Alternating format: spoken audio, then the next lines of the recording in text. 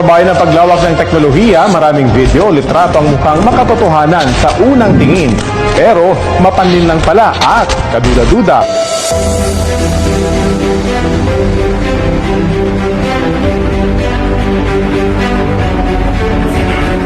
Uy, may announcement. That's good. I'm still lazy go to school. Yes, no school. Great, I'm going back to Vietnam.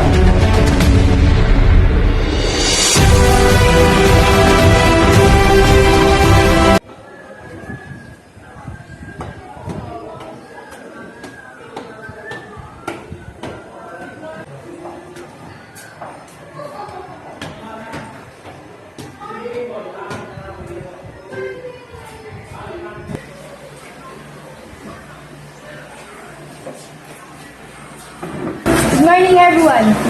Good morning, ma'am. Please be seated. Where's your attendance last week? Uy, baka dahil sa sinend morning sa GC natin na walang pasok. Last week, nakamabalat ka niyo sa social media. It's not fake news. We have classes together. Good morning po ma'am, mag-aanas na po about po dun sa link. Okay, go. Class, makinig kayo.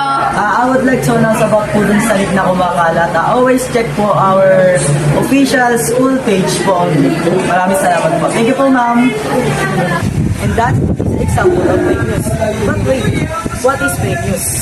It is a false or misleading information that present as if it were true. It is created to devise people, advance personal interests, or even earn money. Fake news spread lies that can harm to people and communities. Verify the information because one careless leak can cause real damage. Think before you click. Ang pagpindot at pag-share nito ay maaaring mag-cause ng misleading fake news information. Ang fake news ay tumutukoy sa maling information na nagpapakita ng trustworthy, objective news.